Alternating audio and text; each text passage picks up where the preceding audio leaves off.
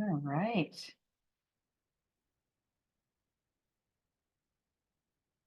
Happy Monday. Welcome to the Evergreen Quality Assurance Training Session.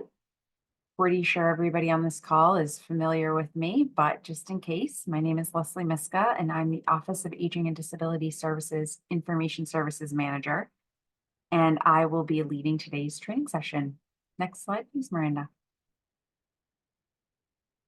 So everyone has been added to today's session as a participant, meaning that your line is muted and you're in listener mode.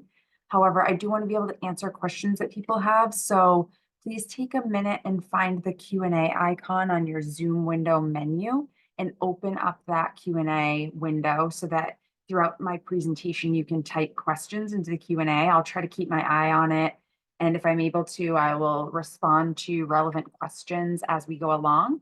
And if not, I'll definitely have time at the end of the presentation to respond to the questions before we adjourn. We do have 2 hours together. We should have plenty of time for all the areas that I want to demo and show you around in the system, and then also for your questions. But if for some reason we do run out of time, I can respond to questions separately after the session. Next slide, please, Miranda. So during our time together today, I do have several things that I want to touch on, but I think we should be able to get through them relatively quickly. I do want to start with some information on some new features in Evergreen, and then I want to really focus in on your role as quality assurance staff. And we'll look at your search options, what organization and location profiles look like. We'll look at a couple of specific areas in the person record that I want to call out for you. And then we'll dive into forms and plans that you'll have access to view and create, as well as notifications that your role will receive, queries that your role can run, and some specific reports that you guys have access to. I won't run all of the reports, but I'll show you where you can find those, and I'll run a few of them, and then you can test them out yourselves in the sandbox training environment or once we go live. Next slide, please. Next slide, please. So prior to this training, hopefully you've had a chance to watch the Evergreen micro-learning videos. I'm not going to dive into all of these areas in great granular detail today. So if you haven't had a chance to look at these micro-learning videos, please take a minute to do that before we deploy into the new system. They're out on our project website at DHHS at main.gov/DHHS/EIS/Evergreen under the training page. And there are 7 of them, 7 of these videos. Am I counting right? Yep, 7. There's one regarding search, which again, I'll show you around search this morning, but the different types of searches that you can do. There's one on dashboards. I'm not going to dive in and talk about dashboard today. There are 2 different dashboards, one for you as the user, and then there's one for the person records themselves. And then there's micro-learning on the person record. We will look at some areas of the person record together today. There's one specific to the health information section that's under the person record, which is where all the medications, allergies, treatments, diagnoses, things like that live. And then there's one for queries and notifications, which we will talk a bit about queries and notifications today.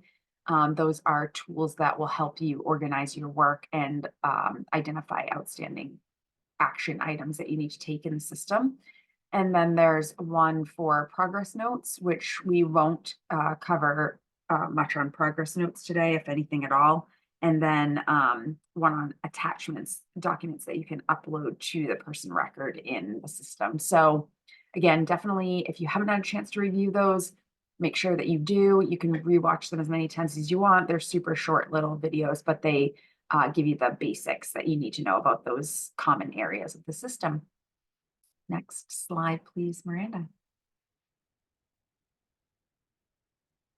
If you've participated in any of the training sessions related to Evergreen to date, you've already heard this spiel, or if you're familiar with release 2 at all. But I did want to cover this again just to make sure that everybody is aware The Evergreen is a shared system. So once we go live with this upcoming deploy, uh, there will be multiple programs being managed in that single system. So there are kind of two sides to the system. One is what we refer to as the Evergreen side, where the person record lives, and then the other is the Adult Protective Services side of the system, where the APS reports are collected and managed and maintained. They are two distinct separate sides of the system, but all of the users share the Evergreen person record.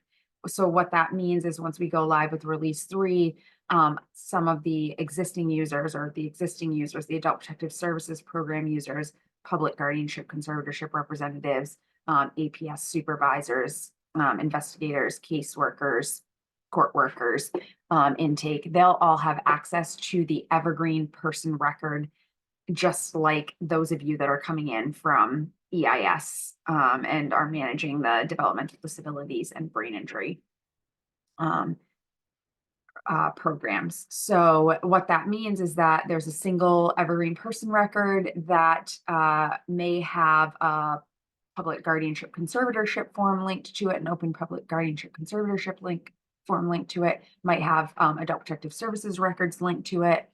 And those individuals who have access to that person record will be able to manage data on that person record. So guardianship, conservatorship representatives and assigned case managers will be using and maintaining the same person demographic record. And this is, again, to ensure that we have one single person record for individuals that we provide services to for reporting purposes, so that we can see what programs they're receiving services under, but also to ensure that we don't have duplicate information that's contradictory to each other. So, a person record has a single date of birth, and that date of birth is managed in one place and is displayed on appropriate forms and areas of the system, rather than being recaptured in multiple areas and causing, again, duplicate, possibly contradictory data points as well for, important details around the person's record. What I will say, and to just quell any fears that anybody has, Evergreen is still a role-based system, so individuals will have access to the appropriate person records based on their role, as well as the appropriate forms based on their role. So individuals that are coming in from the EIS system that are performing services related to developmental disabilities or brain injury will not have access to the Adult Protective Services data or the public guardianship conservatorship data. However, those individuals on the APS side likely will have access to view developmental disabilities and brain injury related forms and plans and corresponding data on the record. Next slide, please, Miranda. So just some of the benefits of Evergreen that I wanted to point out before we dive into the demonstration are Evergreen has very robust help features, including the ability to reset your own password, which is super exciting for all of us. You'll no longer need to reach out to anybody on my team to get your password reset. If you forget your password, you're able to use the password reset function in the production system. So that's super exciting. There's also a help center within the system that has access to guides and user manuals and things like that. And there's also a submit feedback form that will automatically submit a ticket from right within the system to our help desk at FEI Systems, our vendor, and they can help you with troubleshoot technical issues that you might be having in the system. So there's lots of cool help features in Evergreen. There's also the ability to upload attachments to the person record, and then also within certain forms. So like the person-centered plan form, some of our packets like application packet, classification packet, and other forms and plans will allow you to upload attachments that are relevant to that form and that process right within the form. And then separately, we have the upload attachments at the person record. That's a more global feature so that you can upload certain certificates, demographic type birth certificates, documents like that you might receive and might need to upload and make available for all people who have access to the person record to be able to see those. Another super cool feature that Evergreen has is a global print feature. So the ability to print all forms in the system without having to have those special printer friendly icons and print reports that we have in EIS. So you can navigate into any form or plan in the system and expand all the sections or expand the sections that you want to be visible when you print. And you can simply click or press on the Control and the P key on your keyboard, and it will open your printer window, and it will show you a preview of the form as it existed on the screen. And then you can print that to a printer that you're connected to, or you can save it as a PDF. So you can do that with any form or plan. There are some forms and plans in the system that do have some custom prints associated with them, though. If that's the case, inside of the form, you'll see a little printer icon up on the form menu, and you can see what custom special prints exist for that. One example is the person-centered plan. It does allow you to print a version that is printable for the person themselves, so that it doesn't have all the extra comprehensive assessment pieces that display in there for the community case manager or the BI care coordinator. So that's an example, or the comprehensive assessment is another example that has a custom print. The comprehensive assessment for developmental disabilities includes, it merges several forms that exist in EIS together.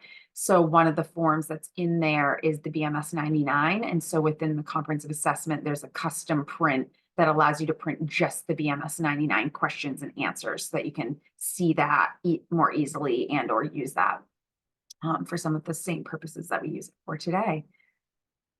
Another feature that you'll find helpful in Evergreen are the role-specific queries and reports. So there are, based on your role, you'll have access to one or possibly one or many queries or reports. Queries are like reports, but what they are is they'll return results. They sometimes offer filters, and we'll look at the queries that your role has the ability to run, but they sometimes offer filters that will allow you to narrow down and get results based on the filter criteria that you enter for outstanding or actionable work tasks that you need to complete in the system. Whereas reports are going to be similar, but again, more related to completed forms and plans and items that have been already finished in the system. So that's sort of the distinction there. It's not always 100% that you're going to see completed stuff in reports and outstanding or actionable stuff in queries, but that's a general distinction there.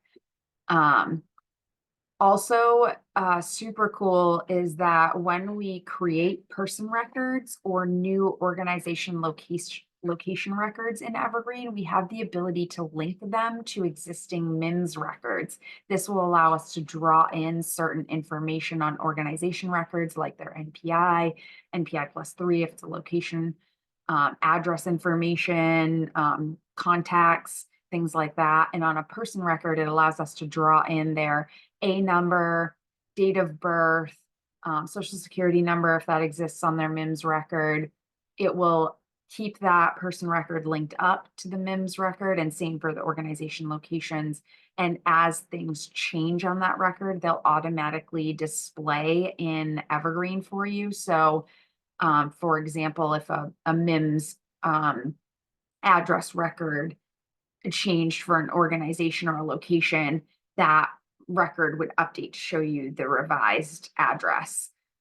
Similarly, if linked to a person record, if that person record receives a new claim and there's an associated diagnosis or medication or medical professional attached to that claim, it will automatically add those items to the person record in Evergreen. So lots of really cool stuff is going to be happening related to that. being able to link to that, link to MIMS data. Also, Evergreen has that enhanced person record. I sort of touched on that a little bit when we were talking about the micro learnings, and the shared system, but the Evergreen person record is very robust. It has all of the same features that you're accustomed to in EIS and then some additional ones. And most of the person non-form data is collected and managed and maintained in that person record in that centralized location so that we can display that data on forms rather than having the end user recapture that data. So this helps in two ways. It creates a lot of efficiency for the end users because they don't have to recapture things like date of birth, assigned case manager, a number, things like that. They don't have to keep recapturing those on forms. So it reduces the redundant data capture, streamlines that and makes it more efficient for them. But it also, again, helps with making sure that we're not capturing contradictory data. We're updating and maintaining that data in one location and then just displaying it on the forms. So that's, in my opinion, one of the best features that we have here, just from a data perspective. That's going to be amazing. And then something that Evergreen does better than EIS is standardized data capture. So within modules and forms, you will see that there are a lot more required fields. Those are going to be indicated by a red asterisk, and or if you're inside of a form or a create modal, you'll see possibly, in addition to that red asterisk, a little yellow bar at the beginning of the answer field or the field itself. That's going to indicate to you that that's a field that's required in order to set that form to complete or to set that to move on in that module. So, required fields, also making sure that the data that's being captured in the field is the appropriate type of data. So something that EIS didn't do as well, but Evergreen will, is making sure that date fields are actually dates and making sure that the date that's being populated is an appropriate date. So if it's a form where you shouldn't be able to predate or future date, it won't let you. Or if it's a form that you shouldn't be able to past date, it won't let you, or it will make sure that you're selecting dates that are actual or relevant, not being able to put in a date that doesn't exist. And all the date fields have date pickers. So you can open up a little calendar and just select the date so that it's in the right format. That's another thing that Evergreen does really well, is making sure that you're entering things in the right format. So even if you hand key the date, it will make sure that you're doing the month, day, year format. Also, if it's a numeric field, it will only let you enter numbers, so on and so on, so forth. And also the forms have workflows and business rules built in so that we're making sure that people are following a better business process and capturing the data in the appropriate order and at the right stage of the process. And the last feature that I wanted to point out before we dive into the demo here is just that the system is responsive and will resize down to a tablet size. It may resize smaller for some smartphone devices, but we cannot guarantee that all the functionality will work on devices smaller than a tablet. So you can use it on tablets, laptops, PCs, and all of your functionality should work, and the screen should resize to work on those devices without any trouble. Next slide, please, Miranda. All right, so I am going to go ahead and try to steal the screen share from Miranda here.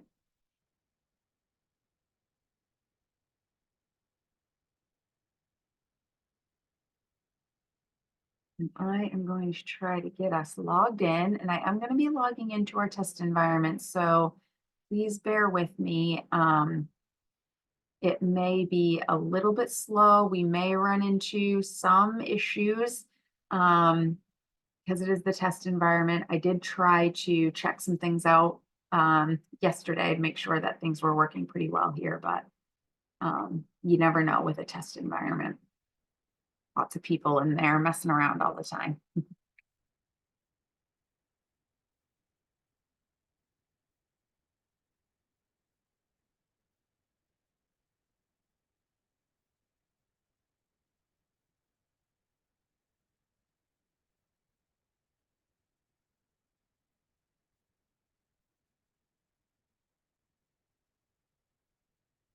So I'm logging in as if I were a QA caseworker, staff person with our QA, our test environment QA role. So my person today, my name, my staff username is first name QA, last name role. So you can see here that I'm logged in as QA role. And you can see here across the top, I have my persistent navigation. And that's this white bar. And this will be with me no matter where I am in the system. And this little green tree icon, evergreen icon, will always bring me back to my dashboard. This is your dashboard, the system user dashboard. I'm not going to go into all of these tiles here, but you can definitely listen back to the micro learning to learn a little bit more about these features. But what I do want to show you right now is search. So as a QA role, you have the ability to search by different types of data. Some users, like community case managers, can only search for person records. Other users, like organization admin role, can only search for organizations or locations.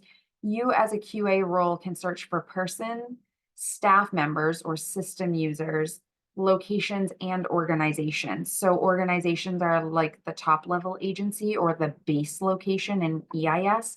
And then locations are the locations that are associated with that top level agency or organization. And that can be waiver organizations and locations, or it might be like DHHS, Department of Health and Human Services, and Office of Aging and Disability Services. So it can be any type of organization, but you'll have in Evergreen, you'll have a top level organization and then at least one or many locations under that.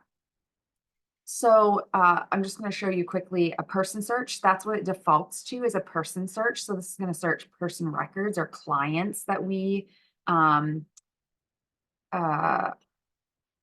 serve. Sorry, I'm not going to start with person search. I'm actually going to start with staff search. We'll go to person last. So for example, in our test environment, a staff user is our community case management test account is Jesse CCM. So I'm going to type in Jesse here, and it will return me any results that have Jesse in any of these columns. So it could be Jesse in the first name, last name, job title.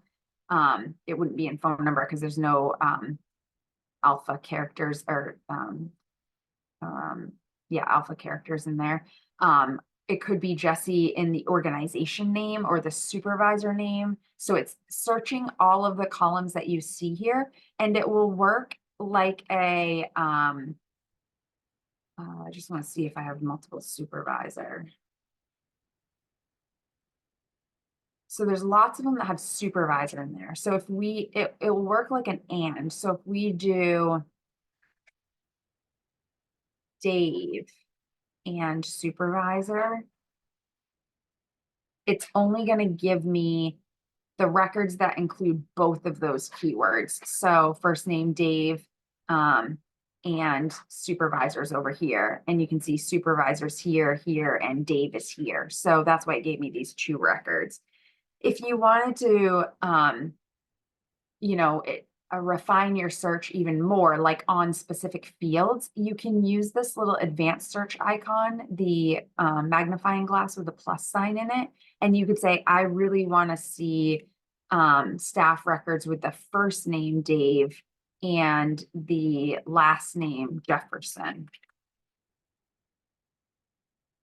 And now, and if I hit search, it's only going to return me search results that have the first name Dave and the last name Jefferson, where as previously didn't. So, and you can use all these different, you can see for staff members, you have first name, last name, job title, organization, phone number, supervisor, and under status, you have active or inactive. So you can search by those criteria for staff members under your advanced search. And then I just want to show you this little search history icon here. So to the right of your keyword search bar, you can click on this search history and it's going to give you your last 20 searches. So if you're doing a common search, you'll likely have it in there and you can just click on it and it will research that. So you don't have to type it in. And then also want to show you locations and organizations here. So one of the test locations that we have is CCM Works. So I'm going to type that in and you can see it returns for me the location CCM Works, and its full name, which is the one that comes from MIMS, is Community Caseworks, but the short name, which will be migrated from EIS in this test environment, is CCM Works. And it shows me, sorry, this isn't a great example because it doesn't have, in our test environment, we didn't put the +3, but it would normally have the NPI plus the 3 digits here for locations. And then we'll have, if they have a separate provider ID or vendor code, which likely waiver organizations will not, those would be there. And then the phone number. And then of course, our test record doesn't have a primary physical address either, but they likely will, being migrated from EIS and or connected to MIMS, they'll have a primary address. But you can navigate into the location record itself by clicking on that row, just like the staff records and the person records, you can navigate in. And once inside of the location record, you can see here their top level organization name. So this CCM Works is part of CCM Agency and Waiver Provider, and the NPI +3 is this, and the full name that we saw, and that they're active. And you can see their profile and all the details here, and you can use the toggle just like you can in person records, and I'll show you all the sections of the location and organization profile. And one feature that Evergreen has that EIS does not have is under the locations, the location administrator will have the ability to keep bed counts updated in here if they're a residential waiver provider. So they'll be able to say, for this location, we have a total of, in this example, 100 beds, and we have 2 of them available. So we are hoping, we probably can't hang our hat on this because we can't mandate them right now to keep this up to date, but we're hoping that they'll keep this information up to date, which will make it easier for our crisis staff to know what providers have beds available when individuals are in crisis and might need to move quickly. So that information will be captured at the location level, and all of that will roll up in the system to a total on the organization record, and then a total available for the organization. So that's new information that we're capturing and very exciting. But you'll see here the NPI will come across from MIMS. It will have a +3 from MIMS, and it will show you the effective date range for that from the MIMS system. And then under addresses for locations and organizations, you'll be able to see addresses that migrated in from MIMS, possibly from EIS. If they came in from EIS, they're going to be a source of Evergreen. They're going to create new editable Evergreen records. But if they came in from MIMS, they will have a source of MIMS, and they would be read-only, meaning the admin for this location or organization can't edit the MIMS ones from within Evergreen. But if they see one that looks inaccurate, they could then go over to Main Care Services through the QNext portal or through the MIMS portal and update their address, and then it would flow in and update and display here correctly as well. Same thing for phones. Any phones that are in EIS will migrate in, but if there are phone numbers on the MIMS record, those will display as read-only MIMS phone numbers as well. And then their specialty types will flow in from MIMS, and it will show what they're actively enrolled to provide. So in this example, this specialty type 174 is the brain injury waiver, section 18. And again, this is our test environment, so we've just added a whole bunch of stuff that may not be good real life examples. And then they'll also show all the services that they're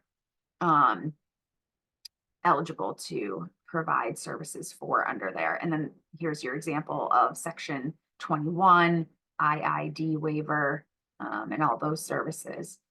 And then it will show points of contact. So it might have a billing contact, director, CEO. So again, we're going to migrate the data that's in EIS, and then we're also going to consume what data we can from the MIMS record where it makes sense. We don't really use service areas, but all of ours will say Maine. They'll migrate in with Maine, but that's a feature that could be used in the future if we need to. Also under their profiles, their supported programs. So this is going to tell you what programs they are actively enrolled in and can provide services for.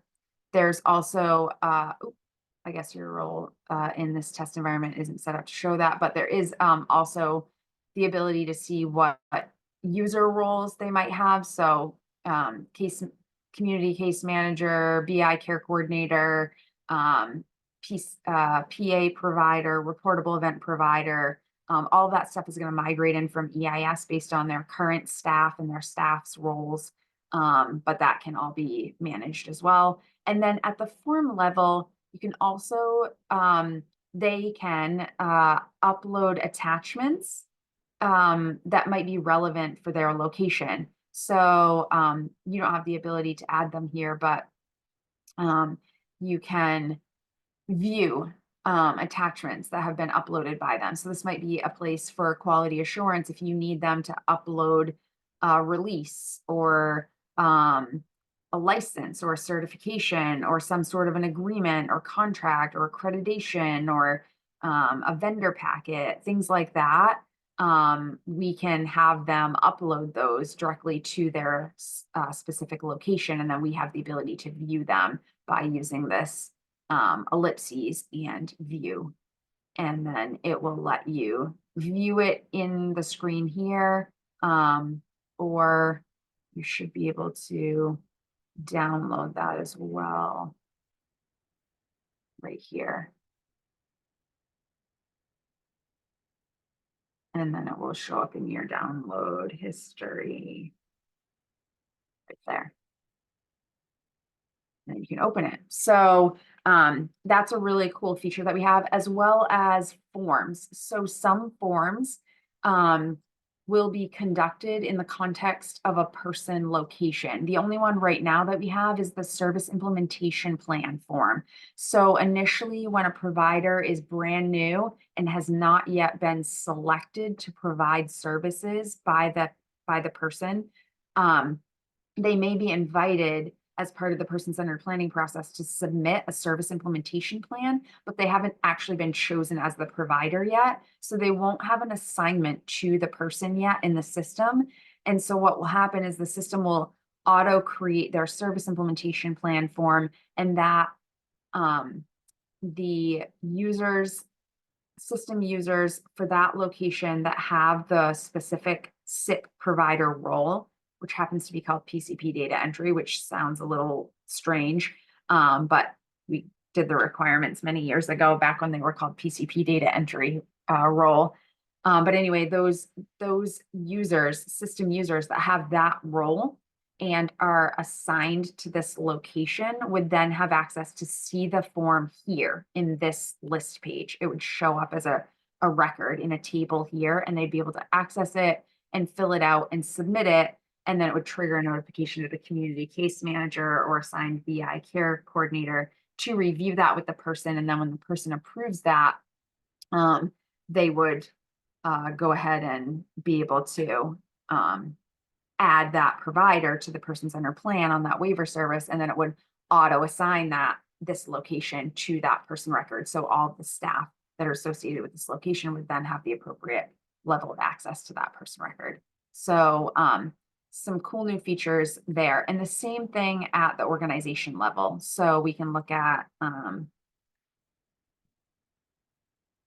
the organization here, and we can see it has the profile information like what we just covered. It also has this tab for locations, so you can see all of the locations that were migrated or are associated with this organization. You can see all the staff members for the organization.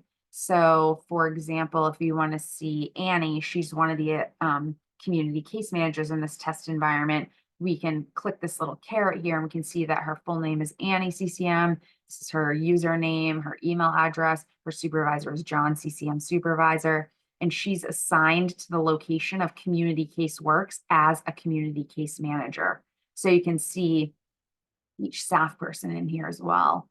And then again, you can see all the supported programs. And in this case, we're at the organization level. So we see more supported programs here because across all of the locations under CCM agency and waiver provider, they're offering more waiver services than what we saw at CCM Works. CCM Works just had 13, 21, and 29, but some of their other locations are offering services under section 18 and or 20.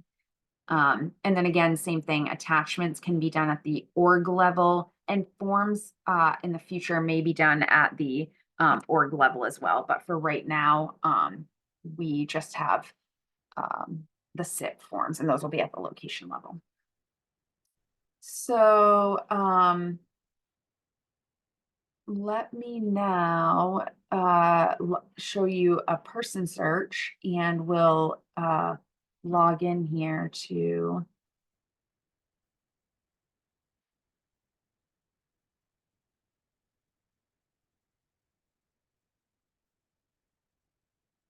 So as a QA role, you'll have access to all of the DDBI ORC related data.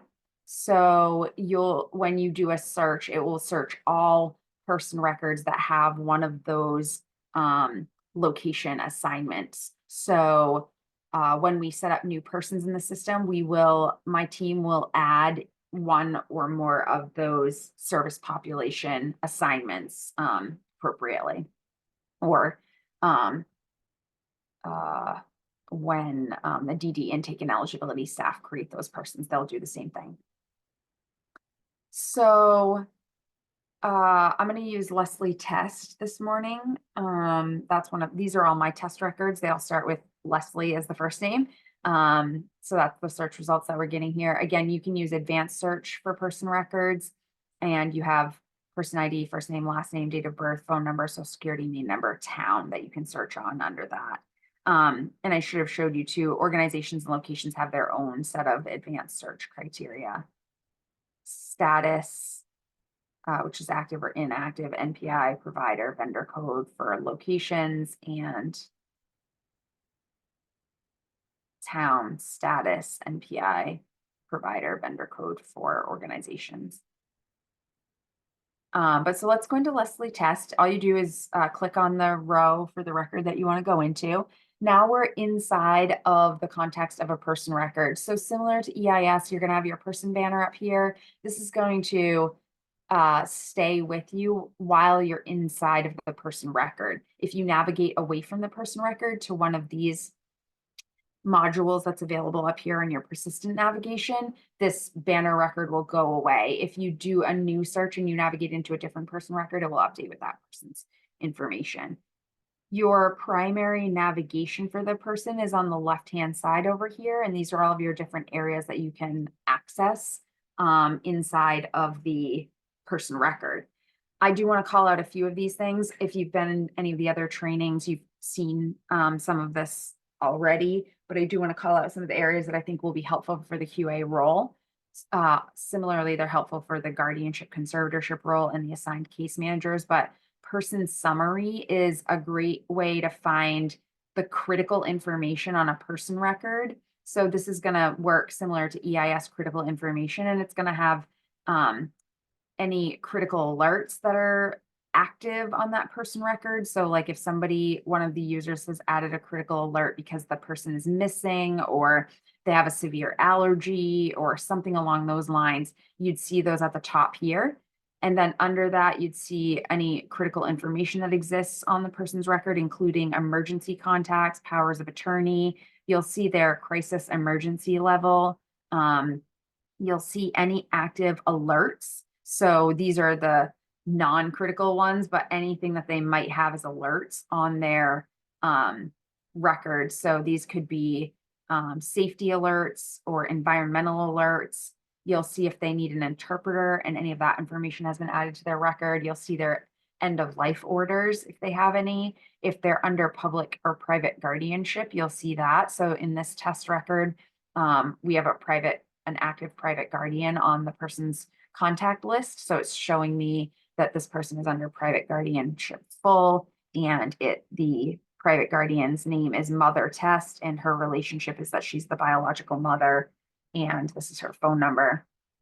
You'll see active allergies, medications, diagnoses. These are coming from the health information section of the person record. You'll see any active safety device plans, any active behavior management plans, any crisis contact information. You'll see if they have any active financial eligibility records coming from MIMS. So in this test environment, there's none on this record, but in production, there will be active financial eligibility coming across from MIMS. You'll see program medical eligibility. So if they've been through the DD intake and eligibility process and they've been determined medically eligible, or if they've gone through the brain injury application process and they have a level of care form and they've been their application has been scored as medically eligible, you'll see that.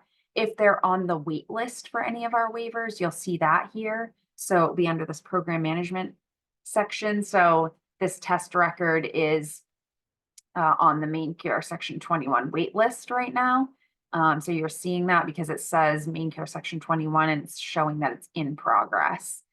And then you'll see any program classification data that's flowing over from MIMS. So in this case, this person is classified on main care section 29 and their classification is due to end on January 31st, 2025. And then you'll see active explicit assignments. So you'll see their active community case manager assignment if they have one. You'll see their service population or location assignment for developmental disabilities, or if they were on brain injury or something like that, you'd see that. You'll see any active waiver providers that they have assignments to. And you'll also see if there was a public guardianship conservatorship representative or representative payee, you'd see those as well. And then you'll see their staff member assignments down here. So it will give you just the additional information about who is their community case manager and what location do they work for and what is their phone number and their email address. So you'll see that stuff down there. It looks like this one's showing up twice because Jesse must be in here with a couple of different email addresses. So that's a really great place to find some of the important information about a person record. You can also find all of the assignments, active and inactive, under this assignments icon. So the location assignments will be under the submenu of location assignments. And again, it will show you all of the active and inactive different location assignment types. And then if you want to see the staff members as well, you'll see active or inactive under the staff members. And then under progress notes, your role will have the ability to see all progress note types. So you can click on this progress note icon and it will give you the full list of progress notes.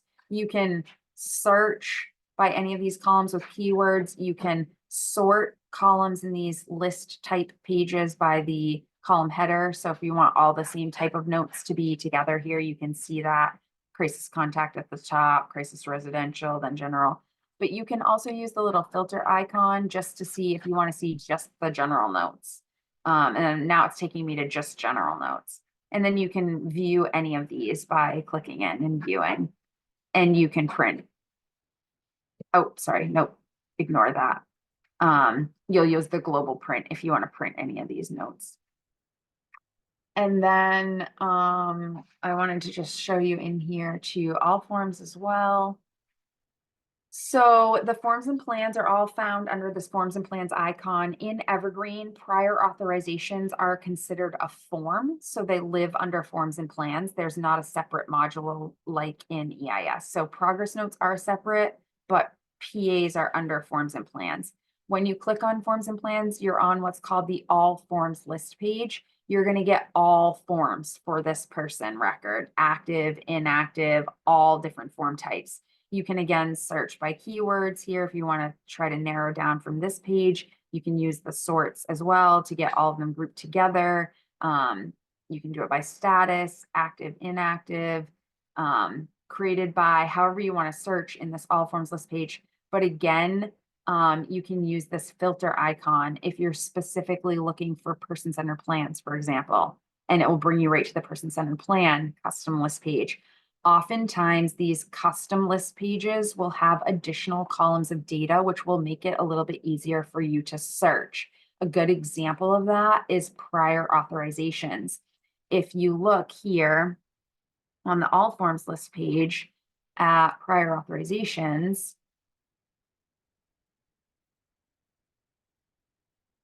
you can see that you're going to get the form ID, which is the prior auth ID, the type, the program, the created date, who created it, who last modified it, who was the person that last modified it, the status, which all PAs are in progress unless they've been canceled and closed out, or the last status change date, and then whether it's active or not.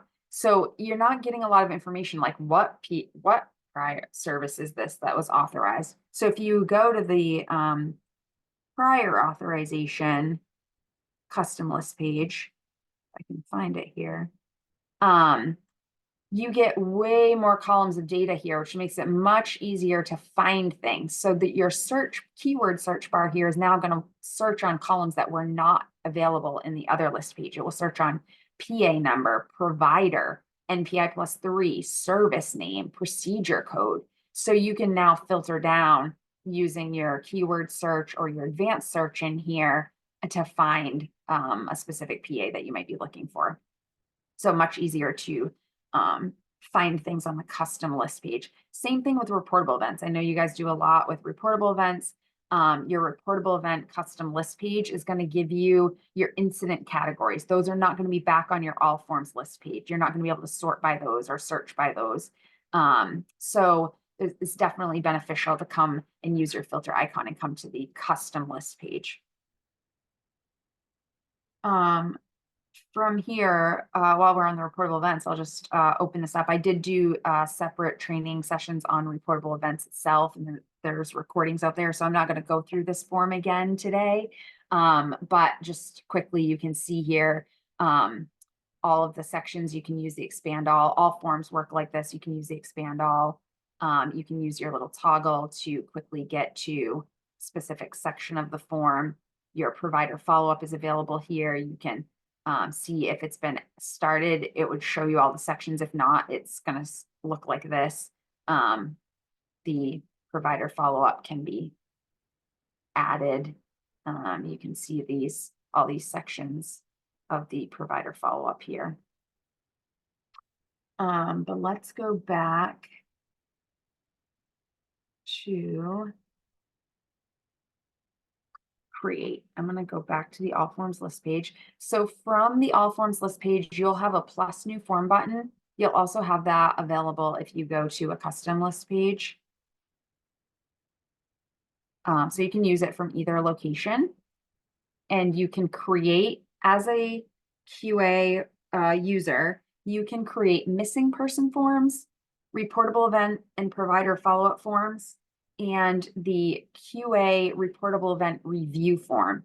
So I'm going to just quickly show you how to create each of these. We'll go through the QA reportable event form together, but I'm just going to show you how to create the missing person one first. So it's under guardianship conservatorship category. It might be a little bit misleading because I think it might be used a little bit more than just people that are under guardianship conservatorship. But when we created it, that was what we believed it would be used for.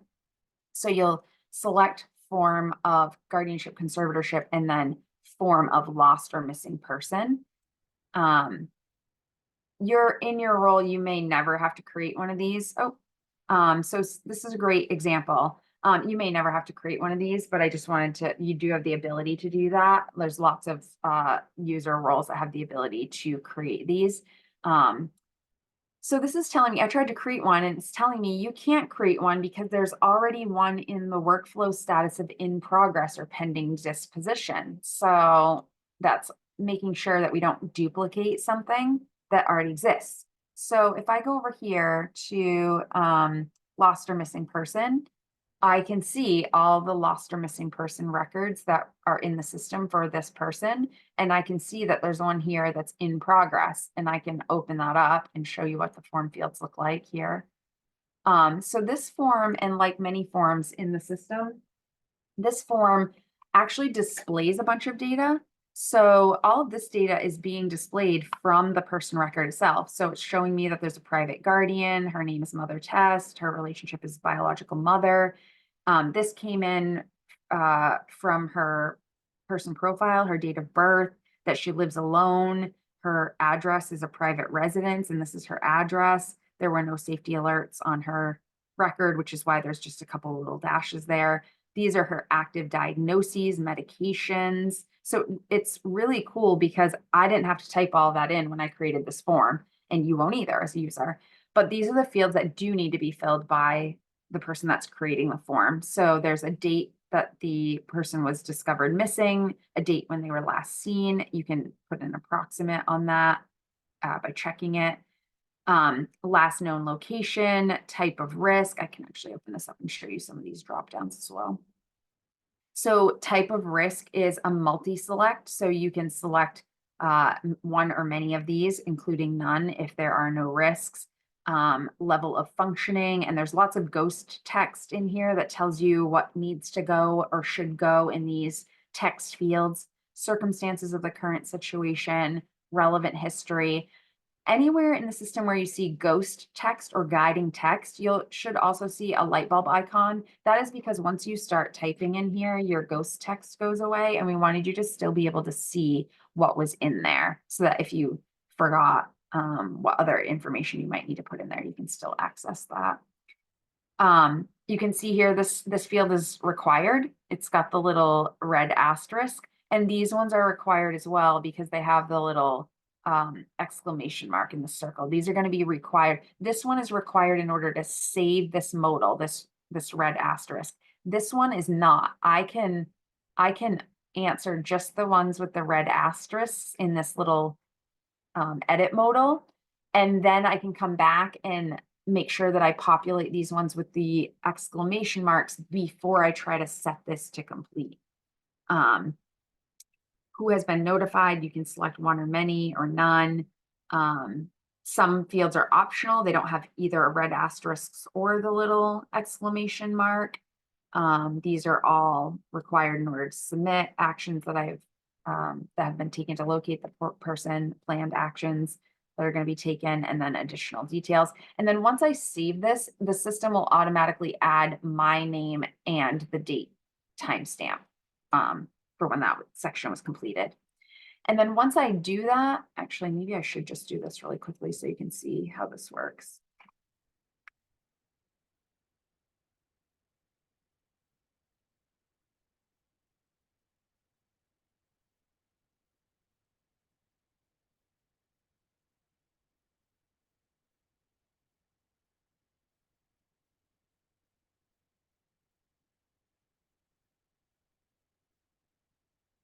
Once I filled out all of the required to complete fields, my completion requirements changed to green check marks, indicating that I can now set this to complete. So to do that, I would just hit submit. And what this is going to do, and this is an optional comment here,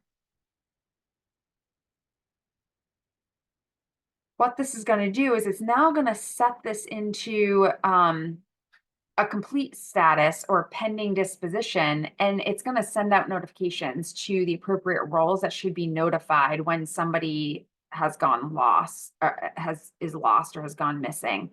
So that's like executive manager role, assigned case managers, some of the program administrator role, some other roles in our office would receive a notification that somebody is lost or missing. And the person who created the form, so if you as a QA role completed this form, as after you've completed it, 24 hours after you've completed it, and for every day that it stays open thereafter, you personally would receive a notification in your notifications section of the system, which I just noticed is not showing up here. Sorry, in our test environment, your notification is not showing, but you would receive a notification and it would remind you that you need to come back and provide an update. So you can see here, these are all the data points that I just entered, and it added me. Apparently my staff member name is Mr. Data Junior Compliance. And the date stamp. But now every day as the form submitter, I am required to provide an update on what has occurred since I submitted the form. So I can just add this update here.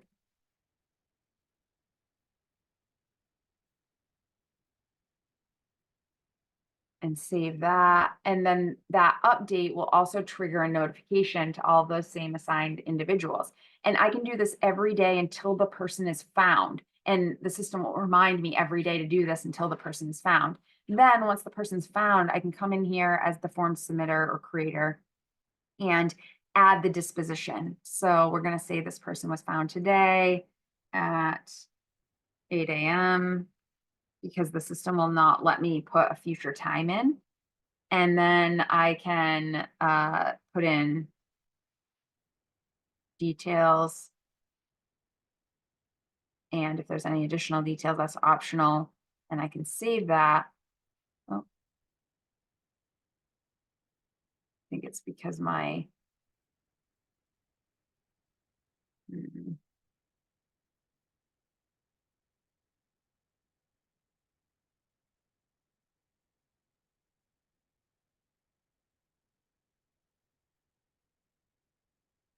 yeah, before or equal to. I wonder why it's not letting me.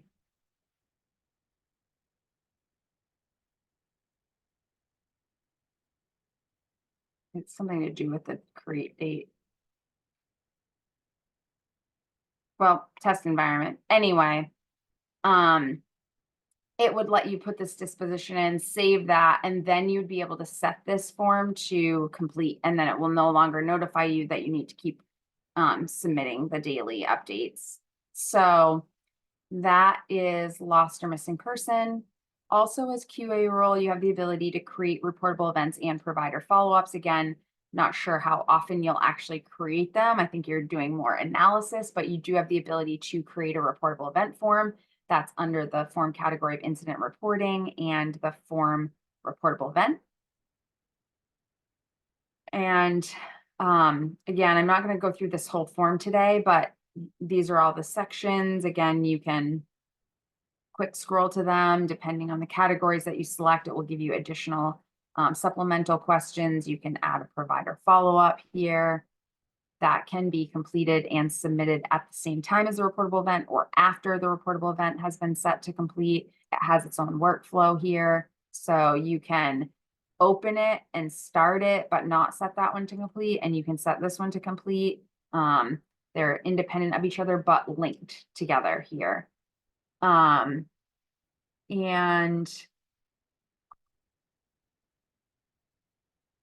what else do I want to tell you about reportable event and provider follow-up? I feel like there's something else. Oh, if you are the one that created the reportable event, again, the system will trigger a notification to you. So like if I came in here right now and I created this in progress and then I didn't finish it, the system would start telling me after 24 hours, hey, you have a reportable event of this in progress that you never set to complete.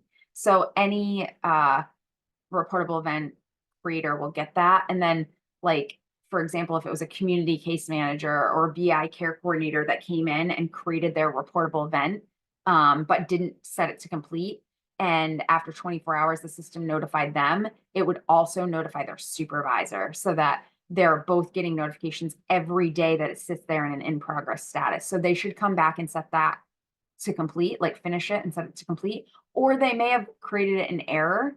If that's the case, then they can use this close feature and they can say it was created in error. And then they can say like that. And, oh, Oh, so see, it's telling me I can't set this to close because there's a provider follow-up is in progress that must be closed in order to close this. So if I go over here and say,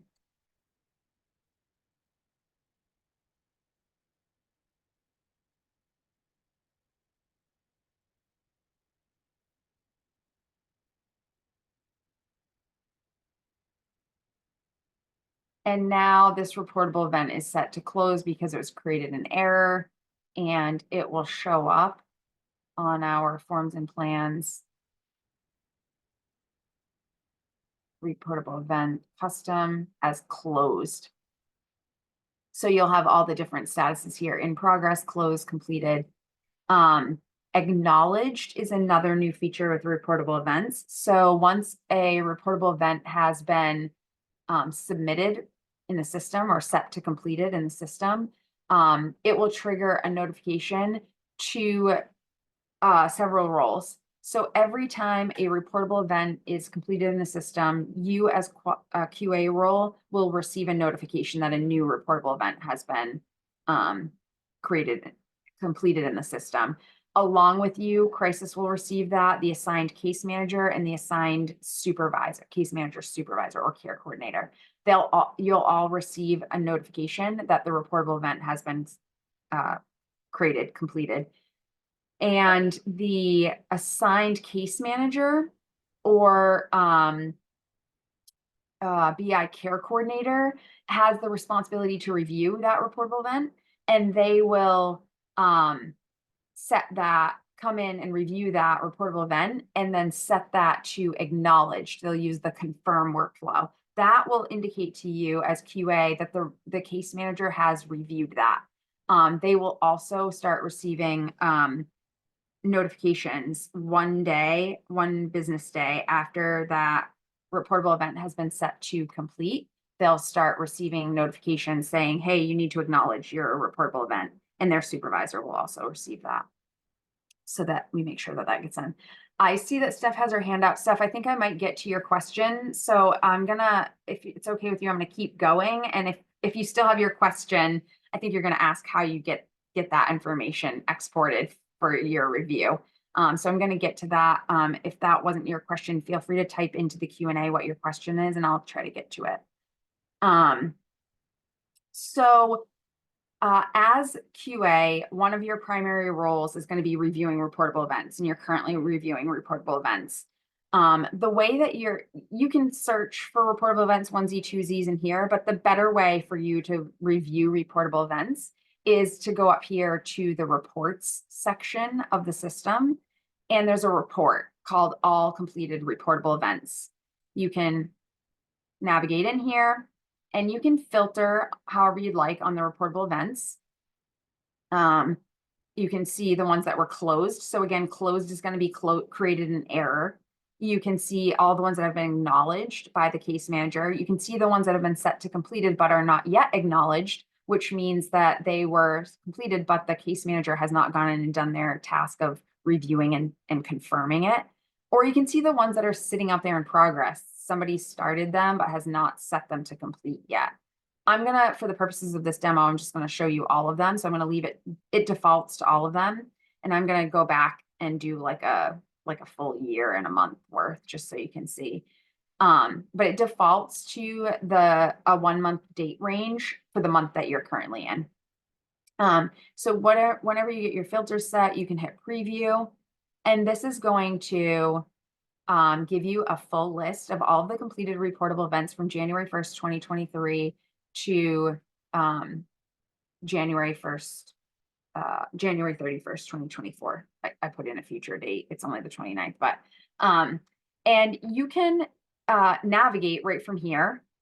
If you want, you can navigate to the person record using this hyperlink, or you can navigate to the reportable event form itself using this hyperlink.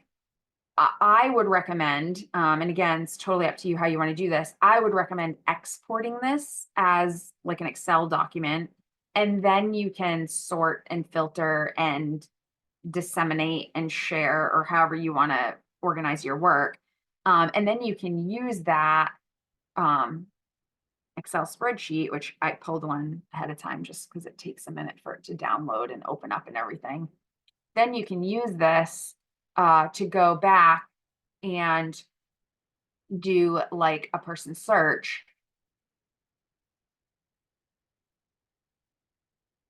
and find your person record and go to forms and plans and create a new QA reportable event review form under that person record. And we can tell from our spreadsheet that we want to create this one for Leslie Test.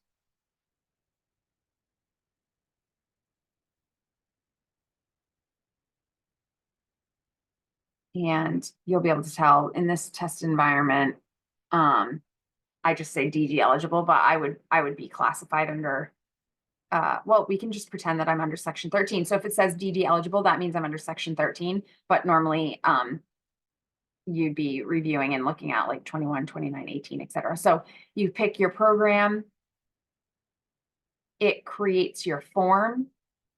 You can see all the sections using the expand all. You can use this little icon here. And then you have the ability as the QA role to edit all of these sections. So you would just start editing by hovering over and clicking on there. And in order to tie this event form to the reportable event itself that you're reviewing, so in this case, we're reviewing reportable event ID 17633. We would put in 17633, and this is for Leslie Test. Her person ID is 396. I can see it here, but it's also on my spreadsheet. And then we would have reviewed the reportable event 17633. And then we would say whether there is sufficient information within the report to complete the triage, either yes or no. I'm going to say yes, just so that I can show you the whole form here. Then we would answer whether it's likely to happen again or how severe it is based on these data points here, 1 through 5. These are like scores or ranks 1 through 5. So 1 is single staff error or occurrence unlikely to happen again. 2 is single staff error unaware of proper procedure, possibility of recurrence. 3 is unclear procedure or policy open to interpretation that might be misunderstood by new or untrained staff behaviors or actions requiring a participant plan mode. 4 is absent procedure or so unclear as to be misunderstood by seasoned staff, unclear procedure, misunderstood by multiple staff familiarity with member PCP SIPs. And 5 is inappropriate procedure applied by multiple staff or due to systemic factors. Now, your screening determination about whether or not this is going to require an additional supervisor review will be anything with a score of 4 or higher in your likelihood and severity combined will require a full assessment. So I'm just going to, for purposes again, I'm just going to select 4 here. And severity is no or slight risk, minority injury, minor injury, cut, scrape, etc., minor or brief emotional impact, risk of physical injury requiring medical attention, moderate emotional injury, public nuisance, event requiring additional agency resources, i.e. management response, involvement of DS crisis is score of 2. Score of 3 would be minor injury that does not require immediate care, emotional injury capable of interactive repair, event involving external intervention, emergency medical law enforcement response, event requiring immediate medical attention, emotional injury requiring greater than relational repair between actor and injured, arrest or detention, high risk to public, risk of death or disability is 4, and 5 is death, preventable serious medical event, or severe physical or emotional injury resulting in hospital admission, need for rehabilitation or ongoing therapy, psychiatric support, criminal behavior resulting in felony level charges, or extreme risk to public safety. So I'm going to just say 4 on this one as well. So because I have 4 and 4 here, then my score is 4 or higher in the combined. So that's telling me that I should fill out the event assessment section. If I had said no up here for sufficient information, then I should pick insufficient information to triage, fill out the event assessment. And if these were less than 4 together, then I would pick that one. And then I hit save here in this section. And now because I need to fill out the full assessment, here's my assessment. So does the narrative match the incident category selected? Again, you're going to be looking at the reportable event narrative and seeing if that looks like they've aligned it well. We'll say yes here. You could also say no. If you say no, there's a little bug in here that we need to work out still. It's supposed to give you the list of the reportable event categories here under if no, what category should be added, and if no, what category should be removed. So you should have a full list of the categories to select from there. But I'm going to say yes for the purposes of this demo. And then is further quality action required related to this event? This is a multi-select. So you can say, yes, priority quality action is required due to lack of critical details, and or yes, priority quality action is required for clarity, or yes, technical assistance is required to required related to brevity of the narrative, and no, narrative was sufficient. So I'm going to pick a couple of these just because it's multi-select and I can describe the narrative or event type quality concerns here, which I should since I didn't say no. Again, I'm just for purposes of getting it through it, I'm just typing in testing here. Does the narrative, reportable event, or follow-up identify antecedents? I cannot say that word, I'm sorry. So you can say yes or no here, whichever makes most sense based on the reportable event and the provider follow-up. Is this event, is this an event that meets one of the reportable event rule criteria? So I'm going to say yes. Again, yes or no are your options. Radio buttons will only allow you to select one. If you've answered it, but you weren't ready to answer it, you can always use the clear button and it will remove both of your answers here.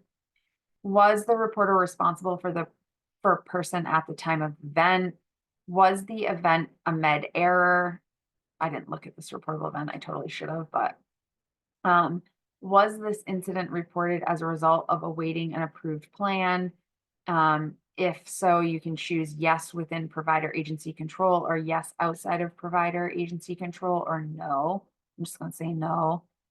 For events held open through follow-up, does the follow-up describe achievable remediation within the timeframes indicated?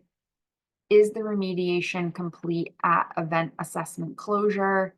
Were prohibitive practices detected?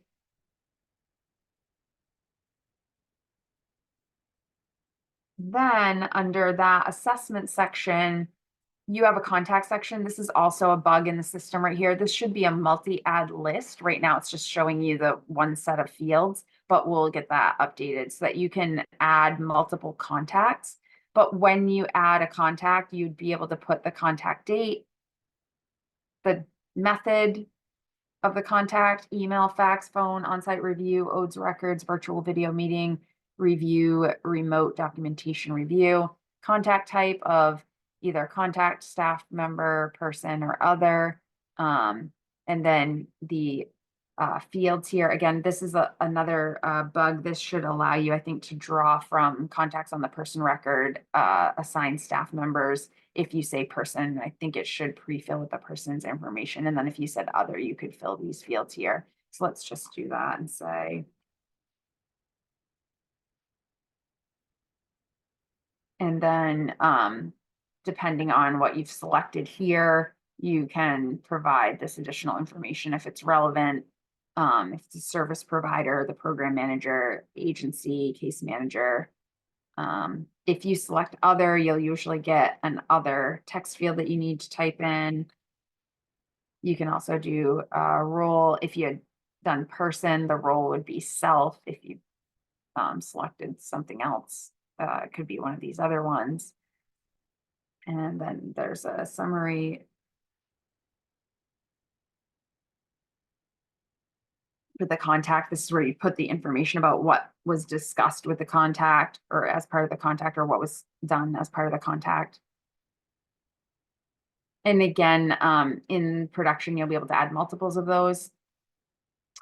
And then because this one was raised up to supervisor escalation, we have this review outcome section. So we can now say, is an update required? Is an update required for likelihood and severity criteria? So if that's changed, like the two scores above, we can say yes or no.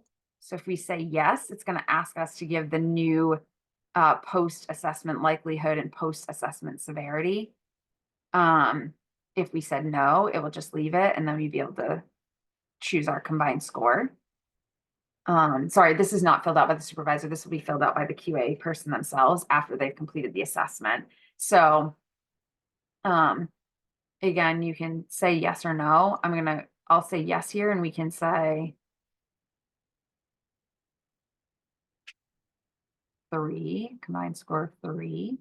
And then, review outcome. Is it complete, or do we need to escalate it? So again, actually, let's say that they're still up here. Let's say no. Let's go back and say no. And say that they're still up here. And then we would say, oh, we want to escalate this for supervisor review because we're still scoring more than 4. So a combined score of 1 through 4 is assure proper reporting, review, and complete. But if it has a combined score of 5 to 9, then it escalates for supervisor review and determination of corrective actions and or completion. And if it has a score of 10, then it's escalate for supervisor review and corrective action. So we'll keep it in this 5 to 9, and we'll escalate for supervisor review and have provider deficiencies been identified. We'll say yes, and then we would say what those are. And then we'd hit save. And then the QA supervisor will have the ability to come in, review all of this information that was added by the QA person. Also has the ability to edit anything that needs to be edited in any of these sections, and would have the ability to then provide their comment. So when the QA person gets done, they would set this to submit. In this environment, I noticed last night when I was testing around, the permissions are not correct, so I can't submit it for you. But if I could, it would let me submit here. And then it would allow the supervisor to come in and do your review, make your edits, add your comment here, and hit save. And then you'd be able to set it to complete. So there's several questions here. Let me just quickly take a peek here.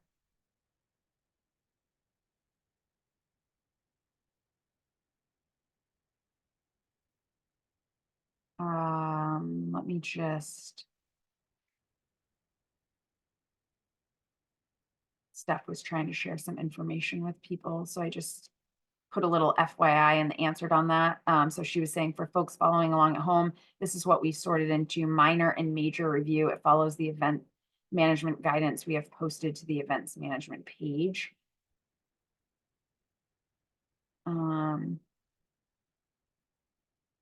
Annie's asking whether or not you can edit your responses once you hit save. Great question, Annie.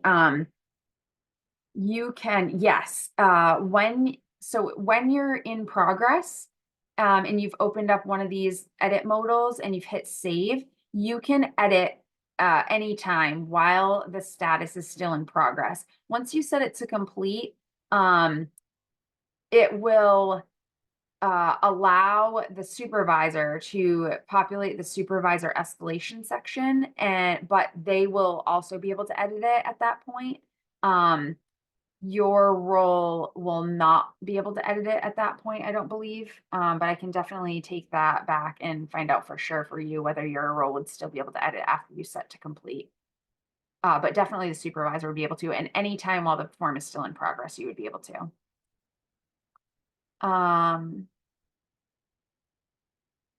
So Jamie's asking, is it possible to view the reportable event and the QA reportable event at the same time? Is there a way to go back to the form to add info, or would we need to complete the form in one go?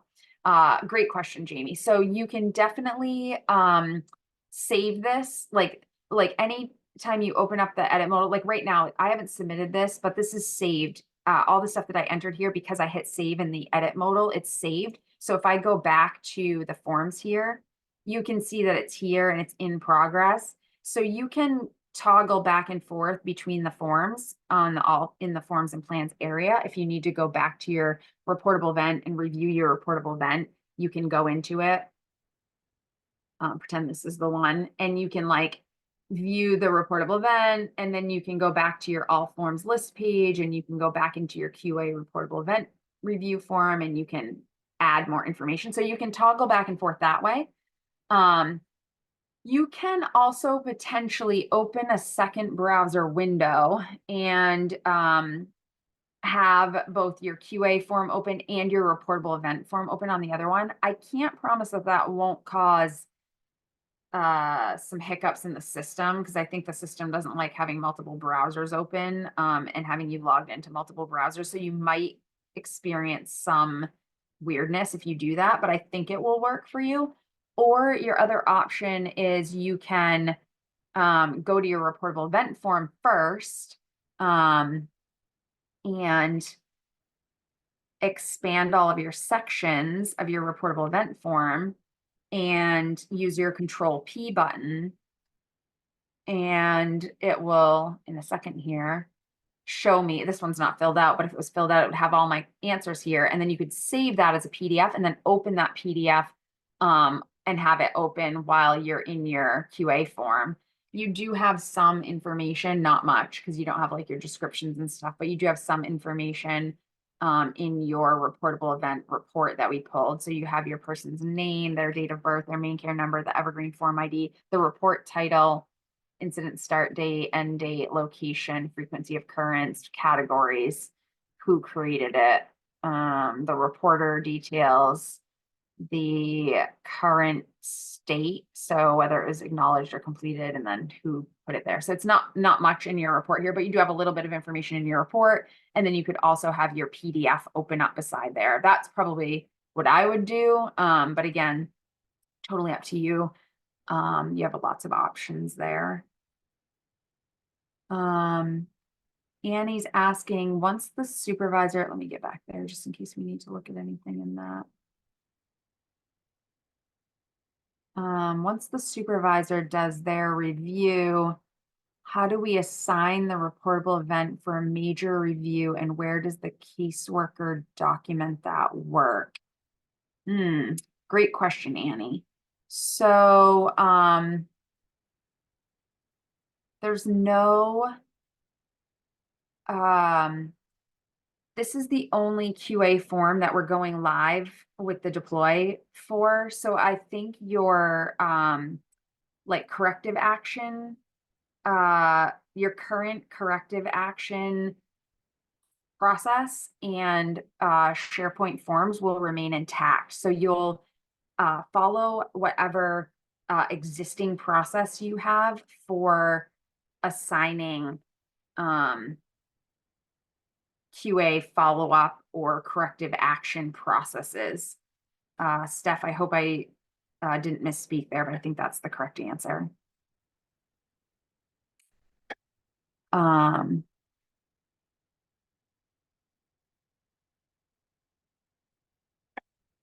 gonna put this one, Steph, put this out here too.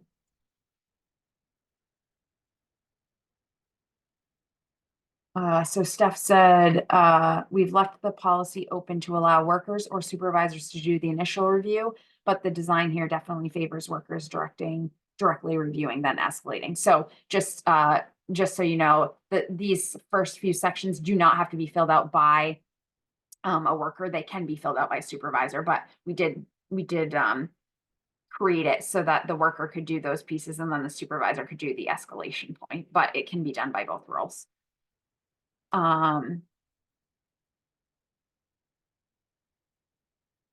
So Steph asked, I was going to ask if all QA get the notice or just specifics folks assigned to certain agency. Yeah, great question, Steph. So all QA is going to get the note. I think that was related to reportable events. So all QA is going to get the reportable event notification. It's called a group notification because you guys don't have explicit relationships in the system and you don't have caseloads in the system. You'll all get the notification, and I'll log in just a minute under a different role and show you. It's so weird because notifications were here, I think, when I logged in last night, so I'm not sure what happened. But anyway, I'll show you what a group notification looks like and how you can work a group notification related to reportable events in just a minute.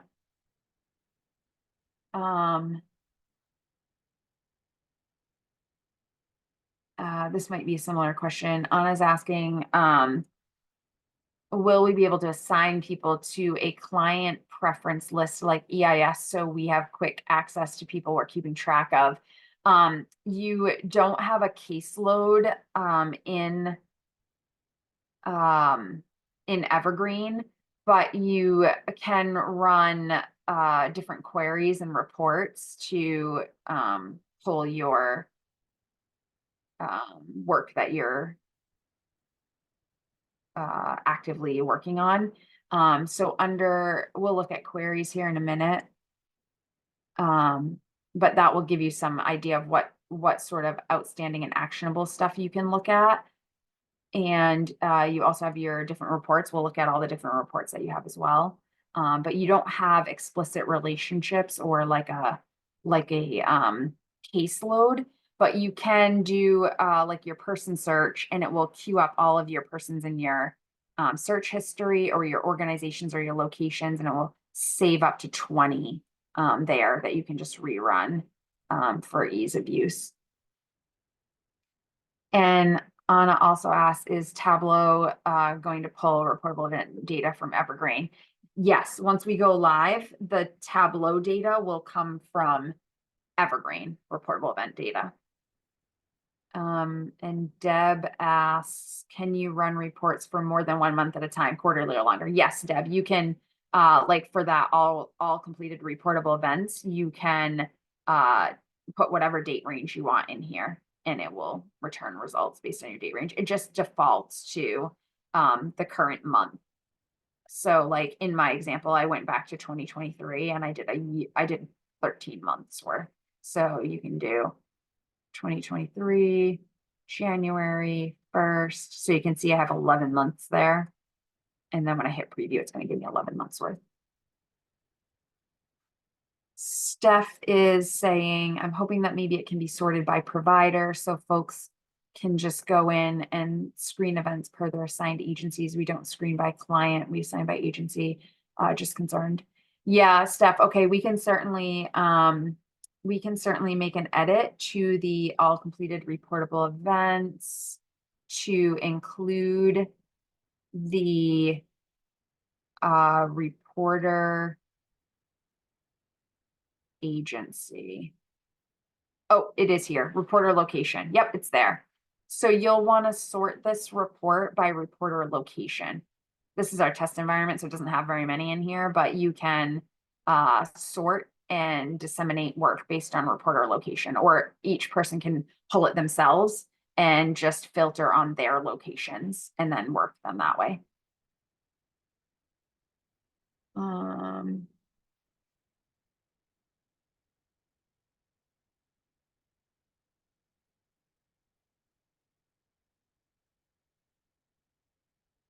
So just shared another FYI. Steph says, after major review, if you've said yes to deficiencies I identified, it could be transferred over to Dawn or entered directly into the complaints list. So that I think was a follow-up to Annie's question about supervisor doing their review. And then Steph is saying,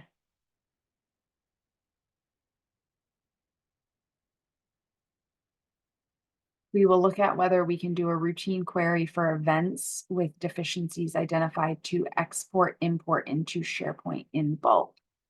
Yeah.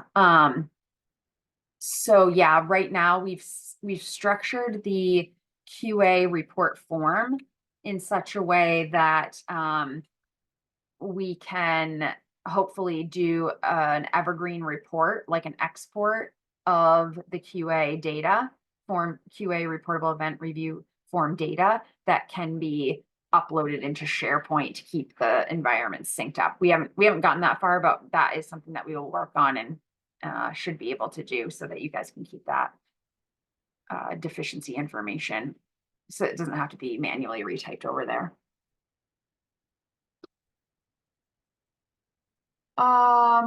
Let me see. So let's talk a little bit about, I'm going to skip over notifications. I'll go in and show you notifications under the admin role, but while we're in here under the QA role, let's talk a little bit about queries.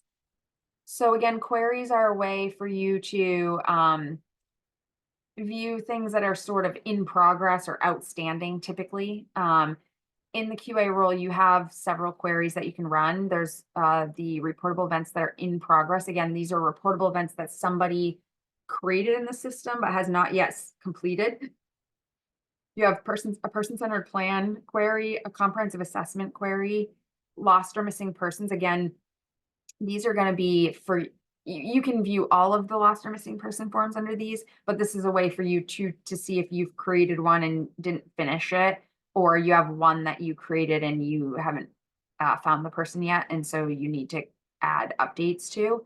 And then you also have the ability to run a query related to program management or waitlist letters that need to be generated. So I'm going to run a couple of these.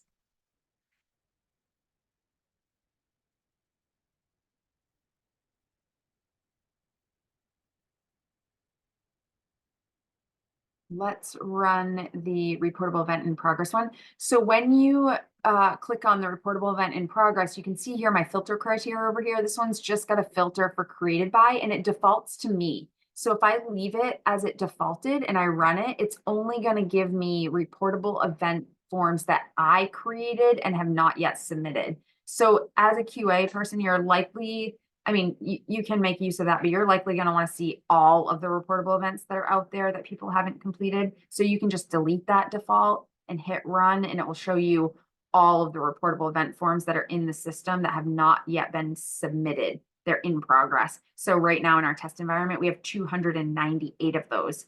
So once you run a query, whatever your results are, you can view those in here, sorting by column headers, paging through, but you can also export those results. So if you wanted to export this, you can do that, and it will create an exportable Excel document for you. And then you can sort by, filter by any of these columns in that document.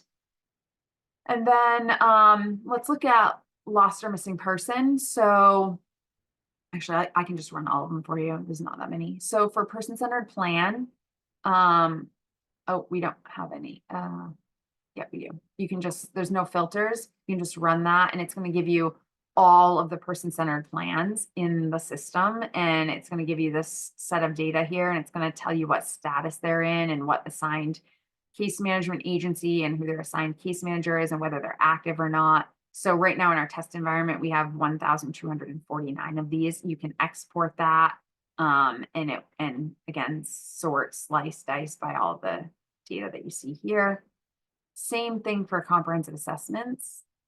So this one does have some filters. You can filter by person ID, person's first name or last name, or you can filter by status. So if you just want to see comps that are in progress, if you just want to see ones that are completed, if you want to see ones that are under review by the QIDP reviewer, if you want to see ones that have been closed, again, probably in error, member deceased, something like that, or you can see the ones that have been QIDP reviewed, or you can just leave it without one and it will default to all and you can run the query.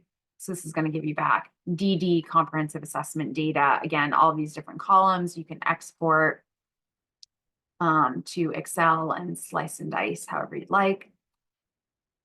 You can change your criteria. If you say, oh, I guess I just really wanted to see the QIDP reviewed ones, rerun your query, and now you're going to get just ones that are in a status of QIDP reviewed. So there's only 60 of them. You can export those results, store it however you want.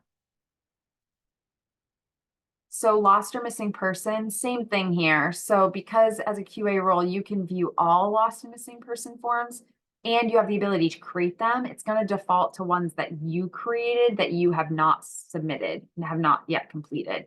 If you want to see all of them, you just remove that default and it's going to give you all of them. And it's going to tell you all the ones that are in progress and who created it, when it was last modified, and the data points that have been filled out in it.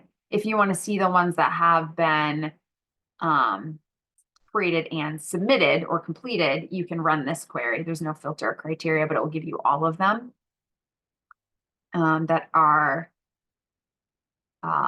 actively lost. These would be actively lost or missing persons because there's no disposition yet. So they were completed, but they are just getting daily updates and the person has not yet been found. So in this test system, we have 22 of these. And again, you can see all these things, sort by all these things. And then under program management or wait list, you also have the ability to view letters that need to be generated based on programs. So section 21 or section 29, and based on whether they're on wait list, meaning they're pending an offer or they've been made an offer. So you can select one or the other. So let's say we want to see all main care section 21 people that were made an offer. And we want to see those people who need their 60-day withdrawal letter sent, or we want to see those people who need a 6-month withdrawal certified letter. So they were made an offer 6 months ago and they still haven't accepted that offer. Then you can run that query and it'll give you all of those individuals from this program management area of the system. And it tells you right here what filter criteria you entered, and you can change your filter criteria. So you can say, well, actually, I want to see the people on the wait list who need a reconfirmation letter, or who need a 45-day alert letter, or who need a 6-month termination letter. So let's see if this gives us any results in the test environment. Yeah. So these people are on the wait list and they need a reconfirmation. They've been out there for more than a year and they need a reconfirmation on the waiting list.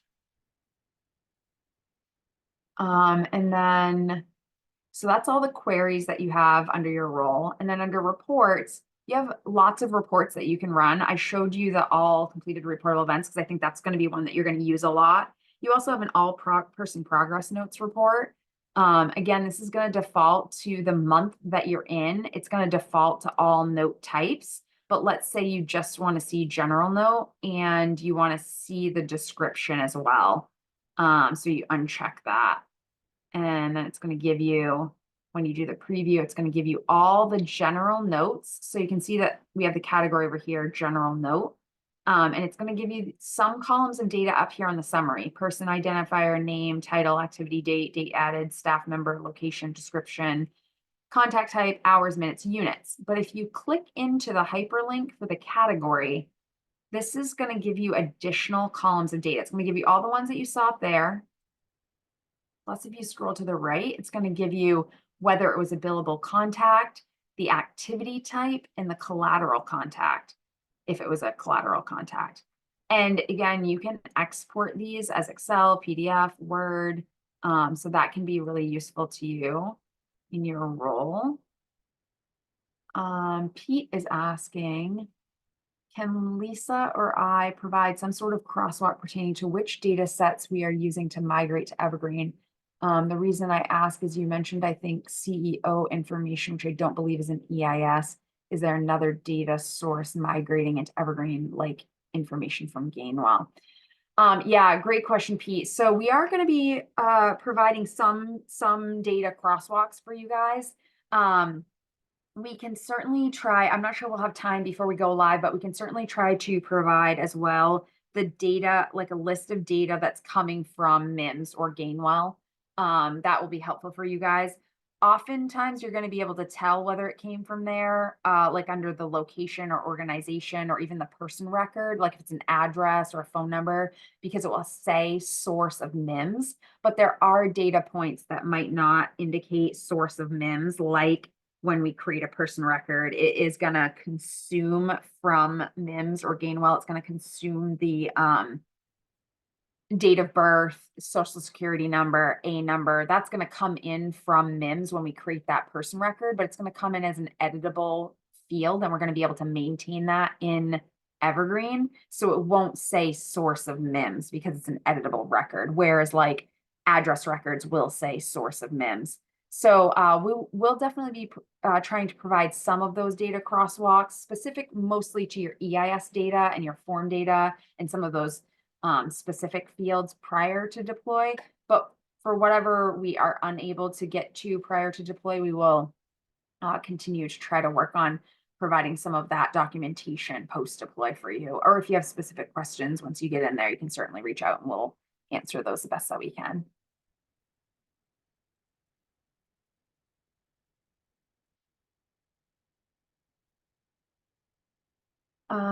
So yeah, so you can then export this if you desire, you don't have to. And then you can always show your parameters again and you can say, oh, well, actually, I want to see all of them. So, and I want to see the text. So you can preview again and see now it's showing me each category. So these are all the crisis contact notes. These are all the crisis residential notes. These are all the general notes, etc.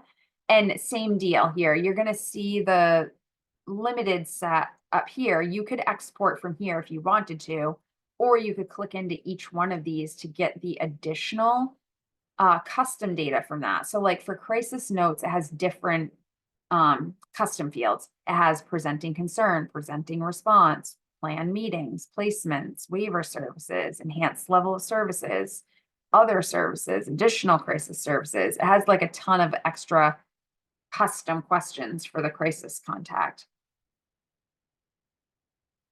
Annie's asking, can other profiles in Evergreen see our DSQA review forms like case managers? Great question, Annie. Let me tell you if I can here quickly. Oops. What roles have access to that?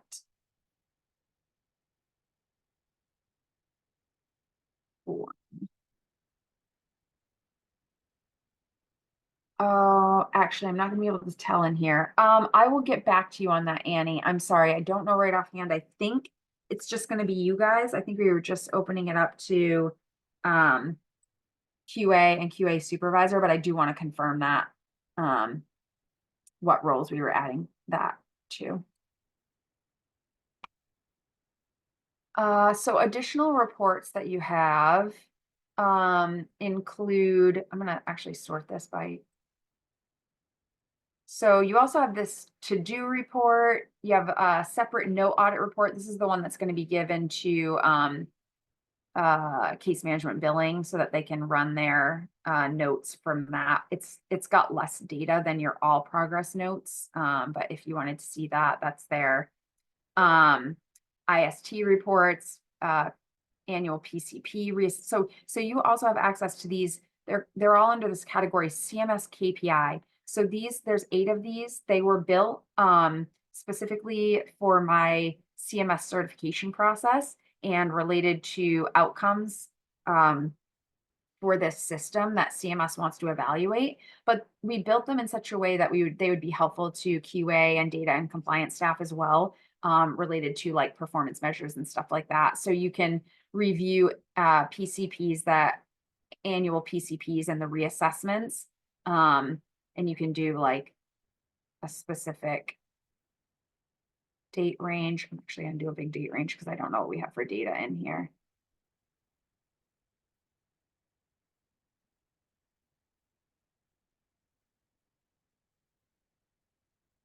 And you can do one or all programs. We'll just do all just to see what comes back in this system.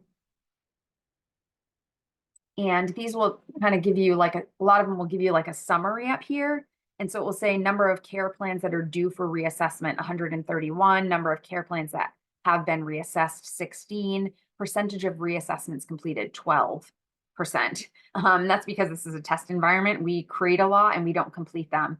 And then it's going to give you a table underneath of all the data related to that. So these are all of the care plans that needed reassessment in that date range that I put up there. So it gives you the PCP start and end date, the PCP form ID, what person record it's under, and the current status. So you can see like these are all just kind of created and haven't even had a planning team meeting yet. These ones have had the planning team meeting because they say pending state review. These ones have been completed.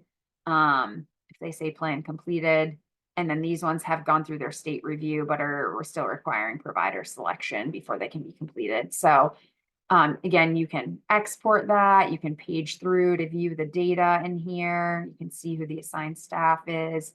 So there's lots of, I'm not going to go through all of them today, but there's 8 different KPI reports in there that you also have the access to. And I want to show you one more together here. The all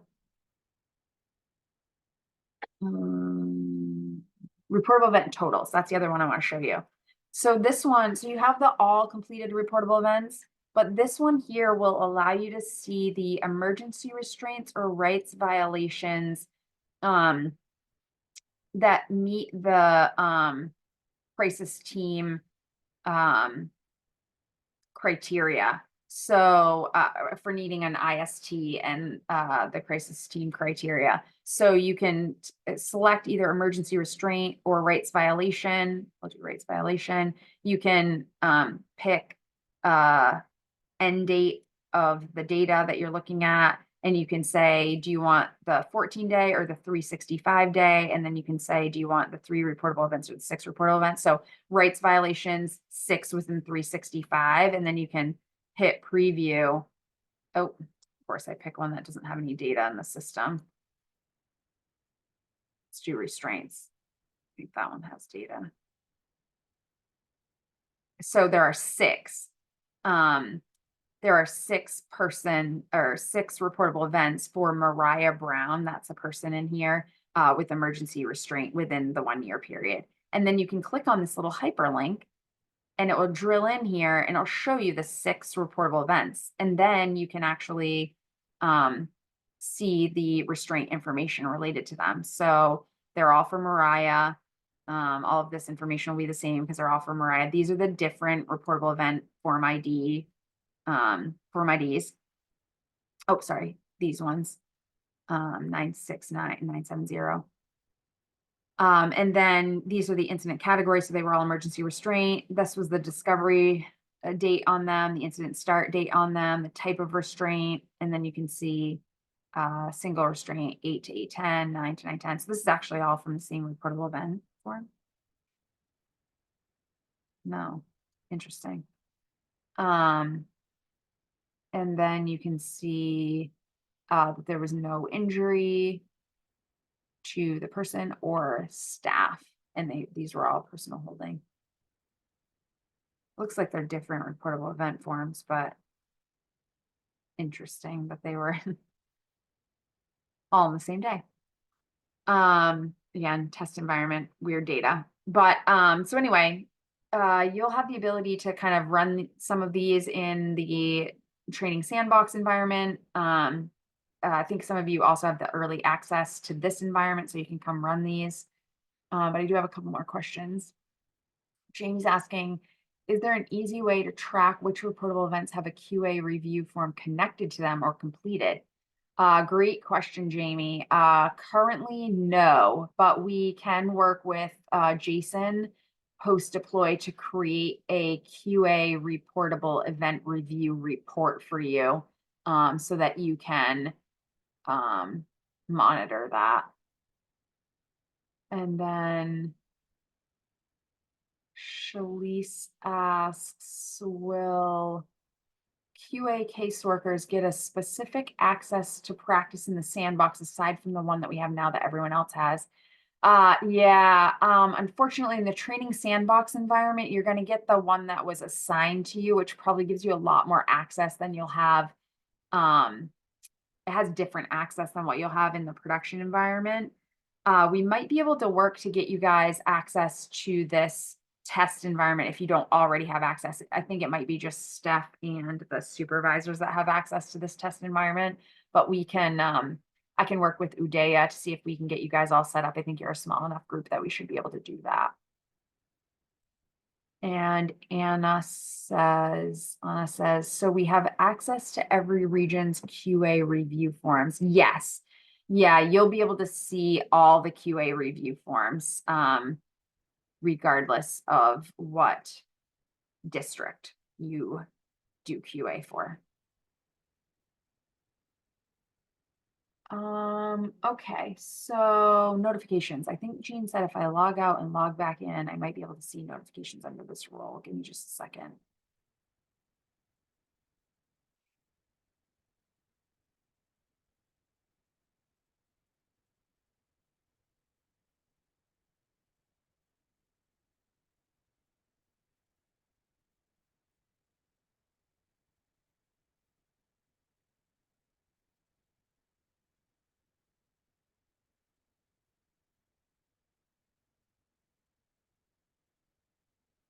Hey. So notifications. So group notifications will, uh, for QA staff, like related to reportable events, will come as group notification. It will say, is this a group notification? Yes. So what you can do so that other people know that that reportable event is being reviewed by you is any that are yours that you're going to take. You can come in here and you can check them. You can check one or multiple at a time, and you can use this little accept button here, and it will add you. Oh, it's not showing here because my screen's too small. Oh, no, it is. Sorry. I just missed it.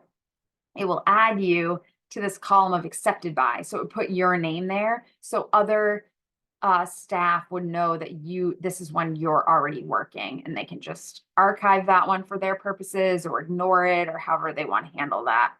But this is where your notifications would come in. Some of them will be group notifications. Some of them will be truly individual, like the missing person form ones will be yours, because they would be related to missing person forms that you created.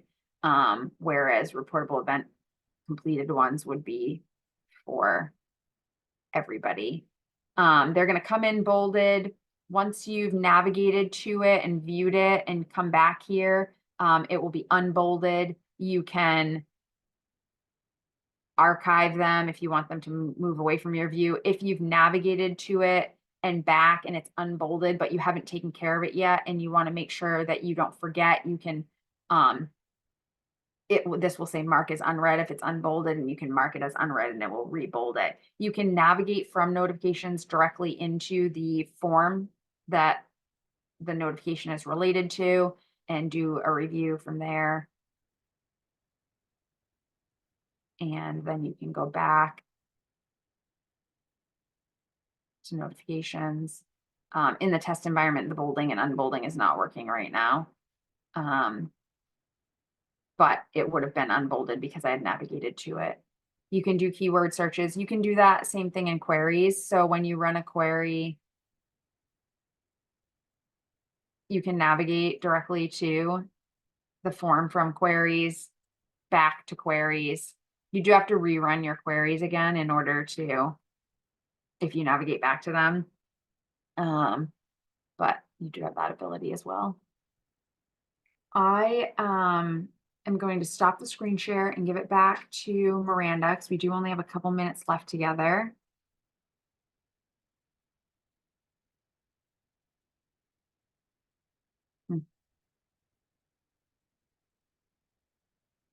All right, so next steps.